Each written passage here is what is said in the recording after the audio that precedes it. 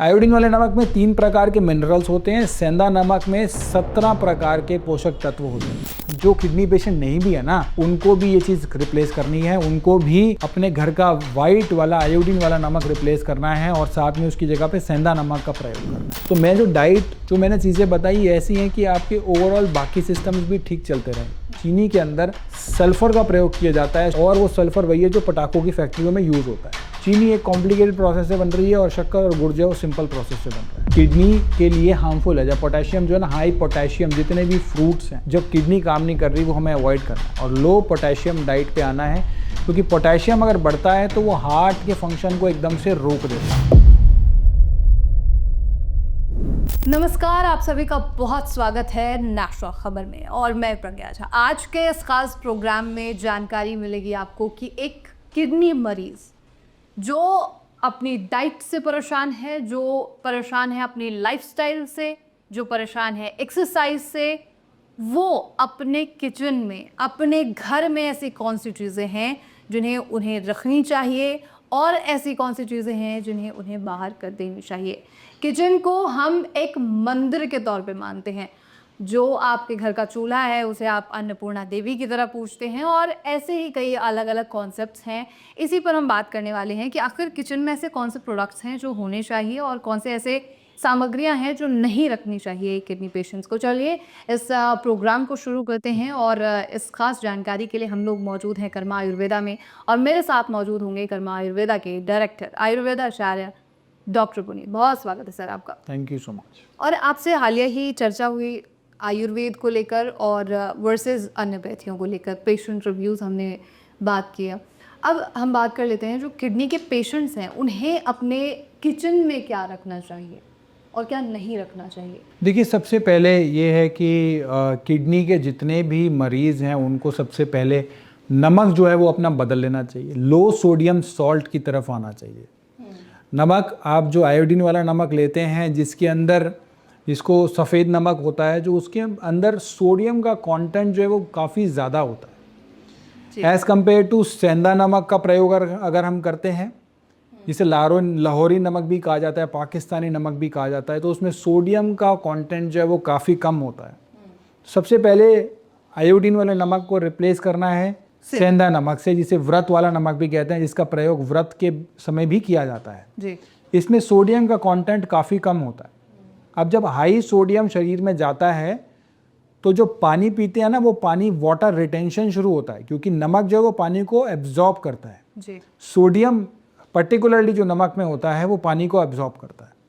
तो जो सोडियम का कंटेंट जिस नमक में कम होगा वहाँ पे वाटर रिटेंशन कम होगी। वाटर रिटेंशन कम होगी मतलब पैरों में सूजन आना, पेट में सूजन आना, इस तरह की जो भी समस्याएं होती हैं वो समस्याएं कम होती चली जाएंगी, बहुत हद तक रिड्यूस हो जाएंगी।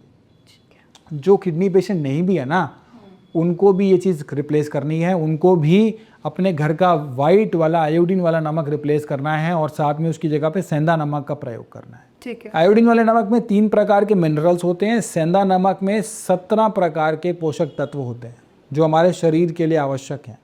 लेकिन आयोडीन को तो अच्छा माना जाता है शरीर के लिए। देखिए, आयोडीन जो है ना, आयोडीन डेफिशिएंसी कुछ पर्टिकुलर जगहों पे है भारत की, बाकी सब जगहों पे नहीं है। ठीक है। तो आज के समय में वो डेफिशिएंसी वहाँ पे भी काफ़ी हद तक नहीं है। ठीक है। This is the right time जहाँ पे हमें आयोडीन और सोडियम स्पेशली, क्योंकि सोडियम जो है ना, नमक सोडियम कंटेंट है, उस वजह से बहुत सारी प्रॉब्लम्स हो रही हैं। ब्लड प्रेशर बढ़ रहा है, BP is a very common problem जो नमक की वजह से डायरेक्टली बढ़ रहा है। अच्छा। क्योंकि क्या हुआ, खाने में हम पहले क्या करते थे, पहले हम खाने में नमक डालते थे और फिर वो खाना खाते थे। अब हम क्या करते हैं, अब हम खाने में भी नमक डालते हैं और साथ साथ हम टेबल सॉल्ट का भी प्रयोग करते हैं, ऊपर से भी नमक डाल लेते हैं, छिड़क लेते हैं बहुत सारे लोग। तो नमक, salt intake, sodium intake double हो गया। अब वो डबल होने के कारण वो किडनी को नुकसान दे रहा है, बीपी बढ़ रहा है, 10 तरह की समस्याओं का कारण बन रहा है और 10 तरह की समस्याएं उत्पन्न कर रहा है। ठीक है। और नमक के अलावा क्या ऐसी चीज़ें हैं, जैसे हाई सोडियम के बारे में भी बात होती है, पोटेशियम मत लीजिए, किडनी के पेशेंट्स को इस तरीके से बात कही जाती है, तो ऐसा क्यों? पोटेशियम जो होता है वो किडनी के लिए हार्मफुल है। जब पोटेशियम जो है ना, हाई पोटेशियम जितने भी फ्रूट्स हैं वो सारी चीज़ें जो है ना, वो जब किडनी काम नहीं कर रही वो हमें अवॉइड करना है। और लो पोटेशियम डाइट पे आना है, क्योंकि पोटेशियम अगर बढ़ता है तो वो हार्ट के फंक्शन को एकदम से रोक देता है। तो शरीर में पोटेशियम बढ़ना नहीं चाहिए एक लिमिट से ज़्यादा, स्पेशली तब जब किडनी काम नहीं कर रही। किडनी काम कर रही है, पोटेशियम बढ़ रहा है, फिल्टर हो रहा है और जा रहा है शरीर से, लेकिन जब किडनी काम नहीं कर रही तो शरीर में पोटेशियम ना बढ़े। इस कारण से लो सोडियम और लो पोटेशियम डाइट का सेवन करना बहुत ज़्यादा ज़रूरी है। ठीक है। जितने भी फ्रूट्स हैं उनमें उनको हमें अवॉइड करना है। फ्रूट्स में क्या क्या ले सकते हैं वो भी क्लियर है कि उसमें सबसे पहले आप सेब ले सकते हैं, पपीता ले सकते हैं और साथ में अमरूद ले सकते हैं कुछ मात्रा में। फ्रूट्स को ओवरऑल हमें बैलेंस्ड वे में लेना है। क्वांटिटी हम पेशेंट के अनुसार डिफाइन कर सकते हैं, वेरी कर सकते हैं। ठीक है। और कौन से ऐसे फ्रूट्स हैं जिसमें ज़्यादा पोटेशियम होते हैं और वो नहीं लेने चाहिए? बाकी सारे फ्रूट्स हमें अवॉइड करने हैं। मैं पर्टिकुलरली बोलूँ सबसे हाई पोटेशियम जैसे केला है, उसमें बहुत ज़्यादा हाई पोटेशियम है। सिट्रस फ्रूट भी किडनी पेशेंट्स को नहीं लेने होते हैं। तो ये सारे जो प्रिकॉशंस हैं ये सारे लेके चलने हैं ताकि किडनी में, शरीर में इलेक्ट्रोलाइट का इम्बैलेंस ना हो। किडनी आपकी सही है, स्वस्थ है, सिट्रिक फ्रूट आप ले रहे हैं, सब चीज़ें बहुत अच्छी हैं क्योंकि आपके शरीर में वो फिल्टर हो रहा है और वो यूरिन के रास्ते बाहर जा रहा है। ठीक है।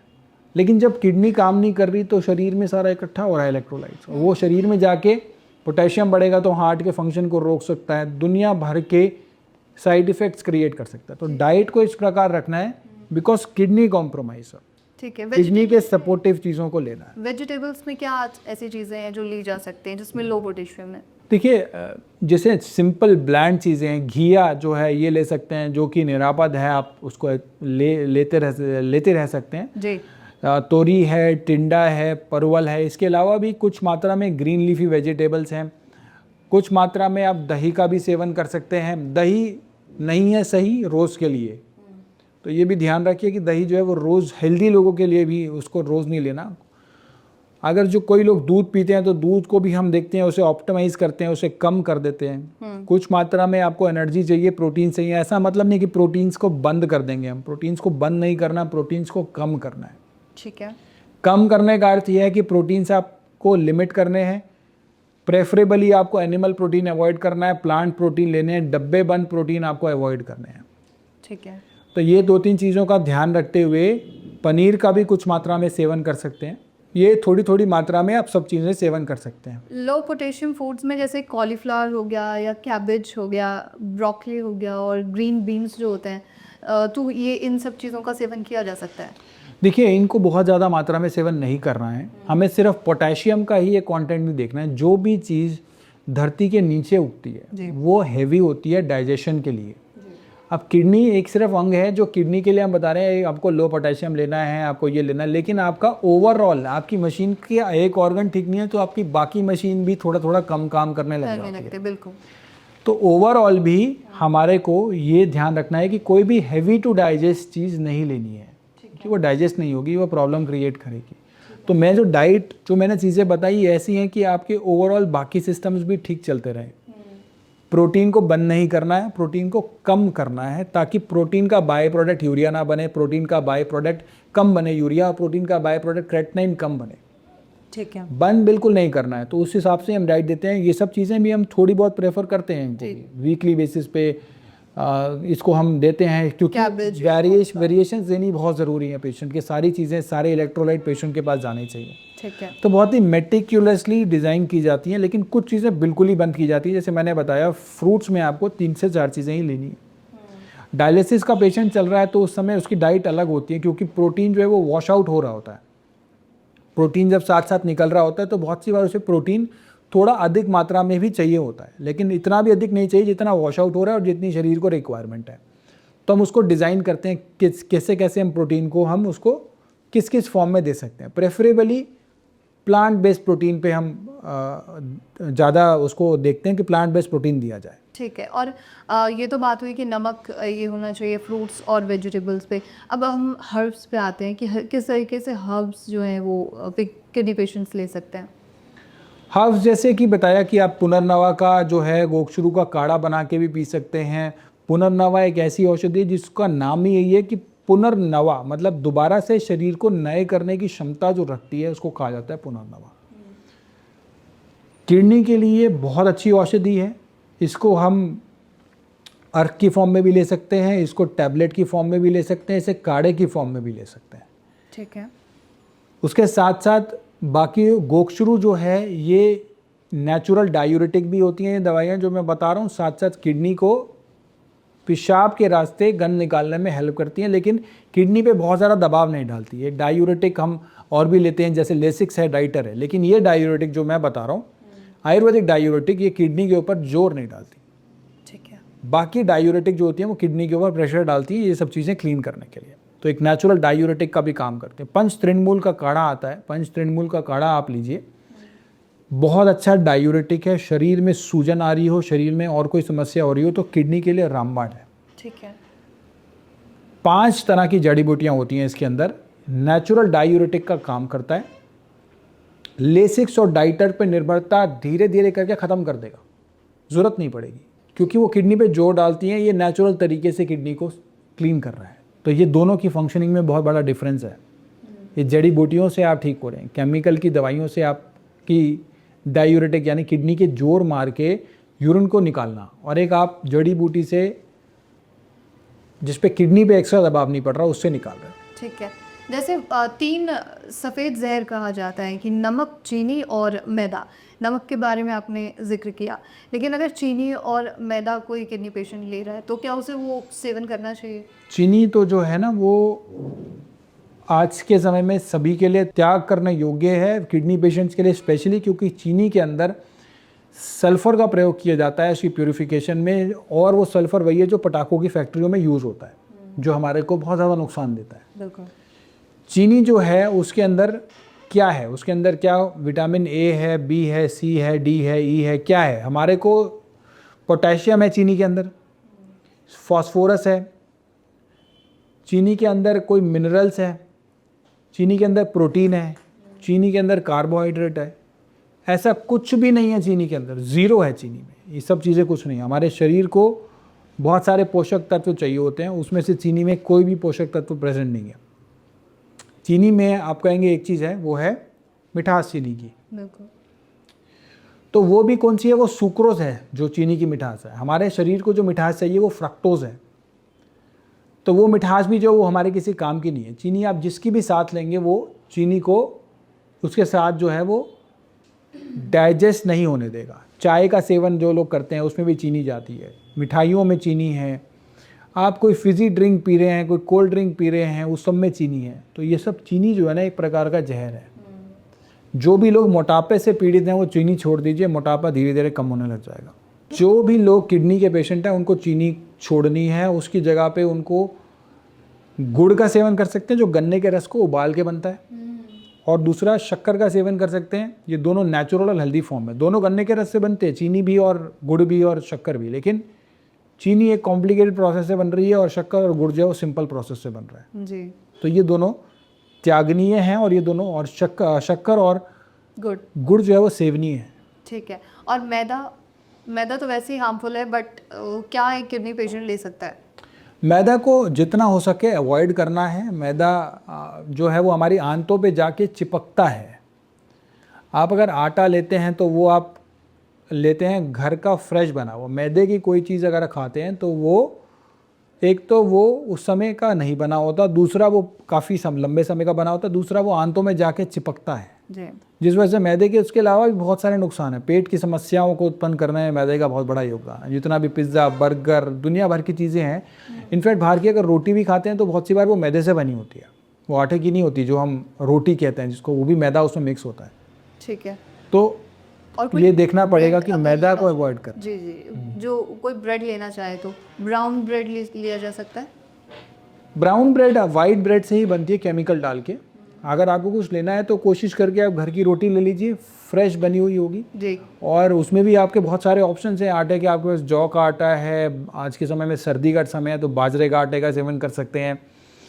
इसी तरीके से ज्वार का आटा है, और इसी तरीके से बहुत सारे सिंघाड़े का आटा है। आप अलग अलग प्रकार के आटों का सेवन कीजिए, सिर्फ गेहूं का सेवन मत कीजिए। लेकिन गेहूं को भी बंद नहीं करना, गेहूं को जो है ना वो राजा कहा जाता है, बाकी सभी ग्रेन्स में गेहूं को राजा कहा जाता है। तो पहले के समय में गेहूं भी खाते थे और बाकी भी खाते थे, दोनों चीज़ें साथ में। आजकल तो गेहूं में बहुत ग्लूटेन पाया जाता है। देखिए ग्लूटेन, ऐसा नहीं है कि हमें ग्लूटेन जो है वो बिल्कुल सिर्फ नुकसान नहीं दे रहा है। मैंने यही बोला कि हम रेगुलर सेवन ना करें किसी भी आटे का, ऐसा नहीं कि हम बिल्कुल ही बंद करते ठीक हैं। ग्रेन्स का राजा कहा गया है गेहूं। अलग अलग आटे भी, अलग अलग आटे का आप सेवन कीजिए। बहुत सारी वीडियोस चल रही हैं, अरे ये बंद कर दो, अरे वो बंद कर दो। ऐसा नहीं है, आपको अलग अलग तरीके, पहले के समय में सीजन्स के अकॉर्डिंग आटे हुआ करते थे, जी। तो वो सीजन्स के अकॉर्डिंग आटे लीजिए। और गेहूं के अंदर बहुत सारी क्वालिटीज़ भी हैं, बिल्कुल बंद नहीं करना उसको। ठीक है। और अगर ऑयल्स की बात करें तो किस तरीके का ऑयल सेवन करना चाहिए? कोकोनट ऑयल या फिर मस्टर्ड ऑयल या फिर ऑलिव ऑयल, किस तरीके का यूज़ करना? देखिए ऑयल जो होता है ना वो हमेशा एक जहाँ पे आप रहते हैं प्राकृतिक संसाधन वहाँ पे जैसे हैं उसी प्रकार का ऑयल होना चाहिए। कोकोनट ऑयल, अगर साउथ इंडिया में कोई रह रहा है तो वहाँ पे उसके लिए कोकोनट ऑयल बहुत बढ़िया है। कोकोनट ऑयल का वो सेवन कर सकता है, उसमें सब चीज़ों में उसको यूज़ करेगा, उसको बहुत अच्छा वहाँ पे रहेगा। इसी प्रकार से किडनी पेशेंट के लिए भी रिफाइंड ऑयल तो बहुत ही ख़राब है। उसमें तो जो है फैट्स भी जो हैं वो LDL बढ़ाने वाले हैं, VLDL बढ़ाने वाले हैं। रिफाइंड ऑयल्स का सेवन जो है वो नुकसान देता है, वो नहीं आपने लेना है। कोलेस्ट्रॉल बढ़ेगा ही बढ़ेगा। आपको जो लेना है सरसों का तेल का ले सकते हैं, सेवन कर सकते हैं किडनी मरीज़। ये कोकोनट ऑयल का सेवन कर सकते हैं। ठीक है। ये तिल के तेल का सेवन कर सकते हैं अगर आप बहुत ज़्यादा गर्म प्रदेश में रहते हैं तो। ठीक है। वो भी, इसको आप अगर ऑल्टरनेट कर पाएँ या फिर आप प्रांतों के जहाँ पर रहते हैं उसके अनुसार कर पाएँ तो बहुत बढ़िया है। अगर आप प्लेन जगह पर रहते हैं तो आप सरसों का तेल का सेवन कीजिए। अगर आप किसी ऐसे समुद्र किनारे रहते हैं तो आप कोकोनट ऑयल आपके लिए बहुत बढ़िया है। और अगर किसी गर्म ठंडे देश में रहते हैं, ठंडे प्रदेश में रहते हैं तो वहाँ पे आपके लिए तिल का तेल बढ़िया है। ठीक है। बस मेरा आखिरी सवाल आपसे और होगा कि एनी मैसेज जो और एनी टिप जो आप व्यूअर्स को देना चाहते हैं जो किडनी पेशेंट्स हैं ख़ास तौर पे, क्या अपनाएं वो? देखिए किडनी पेशेंट्स जो है जो ये ध्यान रखिए कि जब भी वो पानी पिए तो हमेशा बैठकर पिए। मैं बहुत सारी वीडियो में ये बात बताता हूँ और बहुत सारे लोगों ने इस वीडियो में ये ज़रिए फॉलो करके इसको साथ में इससे लाभ भी लिया है। तो पानी हमेशा बैठ के पीने से क्या होगा कि आपके जो है पानी डाइजेस्ट होगा, आपका ग्रेविटेशनल फोर्स जो है वो आपका नाभि पे आ जाएगा और पानी डाइजेस्ट होगा। तो जितने भी किडनी पेशेंट है वो पानी हमेशा बैठ के। तो ये थी पूरी जानकारी कि किस तरीके की डाइट आपको ख़ास तौर पर लेनी चाहिए जो किडनी पेशेंट्स हैं उन्हें, और किस तरीके की डाइट नहीं लेनी चाहिए। क्या ऐसी चीज़ें हैं जो आपको अपने किचन में या अपने लाइफ़स्टाइल में शामिल करना चाहिए और क्या ऐसी चीज़ें हैं जो नहीं शामिल करनी चाहिए? अब आपके मन में अगर कोई क्वेरी है तो वो प्लीज़ आप पूछ सकते हैं, और ऐसी तमाम खबरों के लिए आप नेशनल खबर के साथ जुड़े रहिए।